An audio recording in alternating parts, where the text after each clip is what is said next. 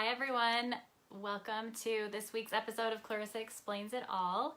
I can't believe it's Thursday again and the last week was Thanksgiving, and I wish that you all could be with me in San Diego right now.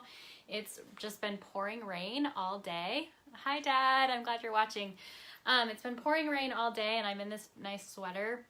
It's always sunny and warm here, so I'm just loving that it's raining and it's nice and cozy. And so what I want to share today, on my blog post this week, I shared some of my favorite books, and I want to share some things from one of my favorite books, and I'm gasping because I don't have it on my bookshelf. I kind of moved to San Diego, and I haven't moved all my stuff, and apparently it didn't make it into the box that came with me, which is unbelievable because it's one of my favorite books. And I wanted to kind of preface it by saying what brought this book into my life. About 4 years ago, I was really looking for my purpose, like just really trying to figure it out. I kind of had been doing whatever I wanted and traveling and just really drifting around, not really having any kind of goals and having a great time and loving it. I mean, the goal was to just have a good time and not worry too much about life, but I started to feel this unsettled feeling that I wasn't doing anything with my life. And so I was offered a job. I moved to Las Vegas and I had a purpose and it felt great. I worked at a middle school and I got to serve these kids every day, and that part felt really good, but there was still a part of me that was just like, this isn't it. Like, this isn't the thing that I'm supposed to do. And for that whole year, I just felt this really big pull constantly inside myself to dig deeper and figure out what it was. And so that summer, since I was teaching, one of the greatest things about that was I was teaching, so I got the summer off, and so my sister and I we planned this big road trip. We drove all over, all down the coast from Seattle all the way down to San Diego, and we had an amazing time. You know, both of us were really in this phase of life of really trying to figure out what was next. And one of my favorite things that happened on that trip, our very last day of the trip, we were sitting at Sunset Cliffs here in San Diego.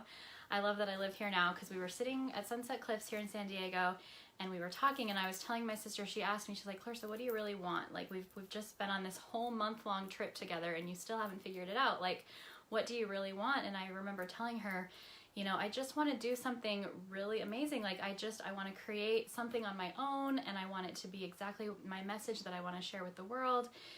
And I had this big vision, and then I stopped talking, and right as I stopped talking, this group of teenage boys walked by behind us, and one of them said, "You got to take risks, man."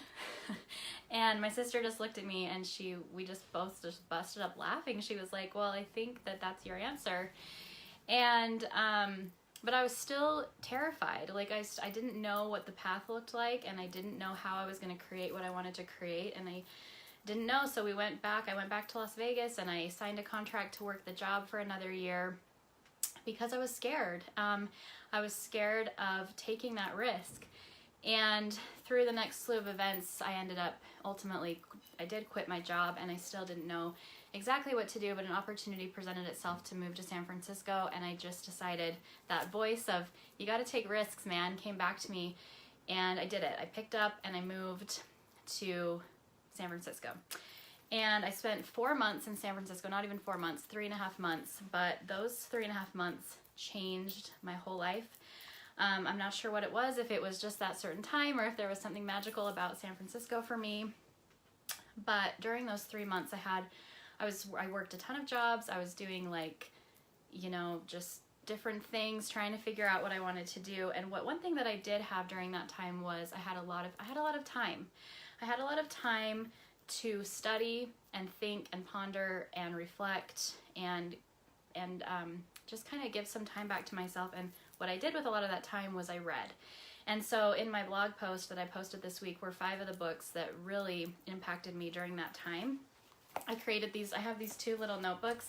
Literally everything that I learned during those 3 months is written in here, and I keep these with me all the time. Those 3 months, what I learned during that time is literally what makes up my coaching program. It was just this time of this huge surge of learning and information. Hi, Jorge and Jenny. Oh, I love everybody that's watching. So anyway, it was just it was 3 months. It seems like it was 3 years because of so much information and so much stuff that I learned about myself and about what I wanted to do. I created my whole coaching program during that time. It still took me a little bit longer to get up the courage to start doing it. But like I said, literally everything that's in these notebooks is like what I created because it all just came flowing to me. But what I wanted to share with you guys today is one of my favorite books, and maybe many of you have read it. It's Man's Search for Meaning by Viktor E. Frankl.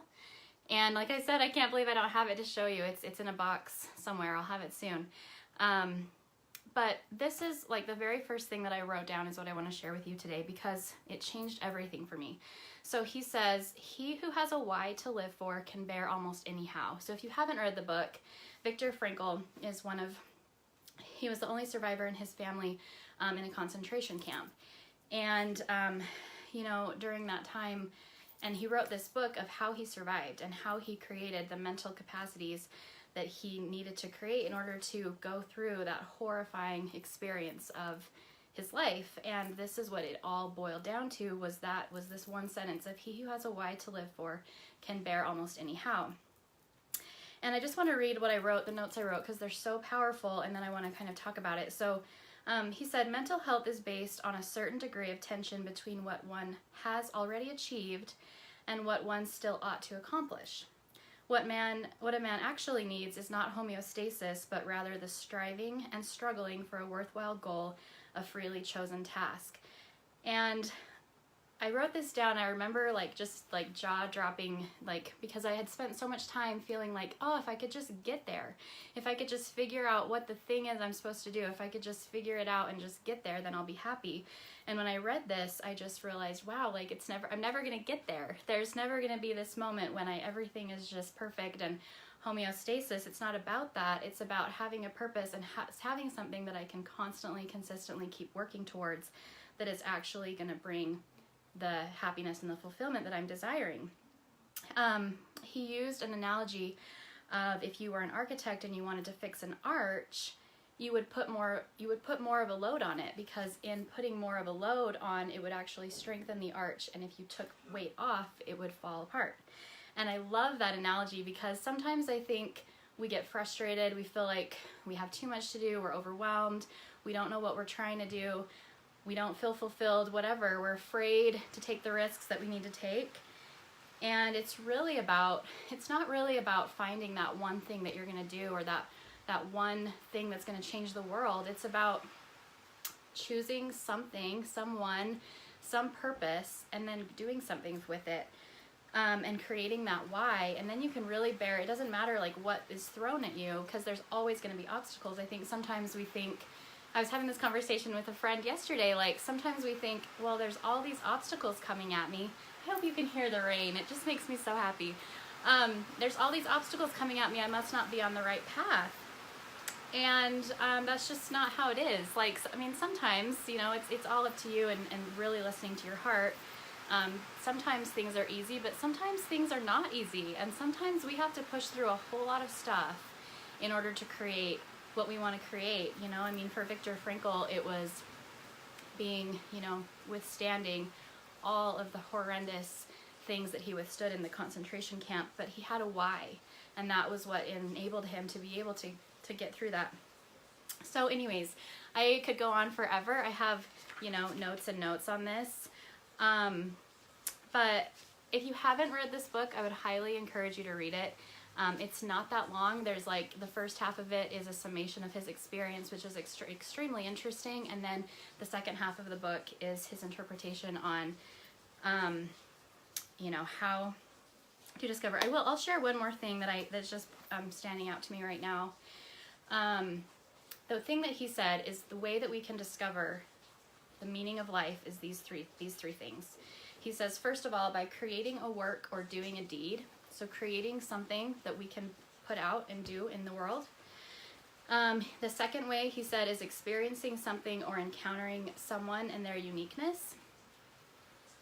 And then the third thing he said is the attitude we take toward unavoidable suffering. So I love these three things. The ways we can discover meaning in life are creating a work and doing a deed, giving value to other people, because that is what creates purpose. Like, we find purpose when we serve other people and it makes someone else's life better. You feel fulfilled. It's just an amazing feeling. And I got to learn that kind of the hard way, of realizing that I was in the middle of my purpose while I was serving those middle school kids. Even though I felt like there was something greater and I just hadn't discovered it yet, like, I still had a major purpose. And sometimes just being in those middle moments is... Hi, William. Oh, thank you. I'm so glad you're watching. Sometimes just being in that middle moments, or sometimes when our greatest learning happens, and that was a big lesson that I learned, was how to sit in that space and find purpose in every single step. Because even if your heart is still telling you, like, there's something greater, there's something more, like, that's your heart telling you to keep going, but there's still so much purpose and value in whatever you're doing right then. Experiencing something or encountering someone in their uniqueness, like, just finding, it's kind of the same thing, like finding joy in what you can offer every single person that you meet. You know, it brings up for me, last weekend I went on a date with a guy, and there was some things that were discovered where I was like, well, this probably isn't the one for me. But realizing that I still got to make a difference for him in that moment, and seeing what was unique about him, and getting to experience something together, and create purpose in that way, instead of feeling frustrated about what I haven't yet gotten, finding purpose and joy in what's right here with me right now. And then the third thing is the attitude we take toward unavoidable suffering. You know, we can say, well, this is not working, everything sucks, and sometimes we get to sit in that for a minute, and that's okay. If you need to cry for a minute and say, you know, like, this just sucks. Like, I'm willing to bet that Viktor Frankl, like, didn't have a smile on his face every second of his time in the concentration camp. But it's our attitude about it and what we do to move it forward, right? So letting ourselves feel that, but then saying, okay, what's my attitude going to be about this? Am I going to take this and get curious about what's not working and find a solution?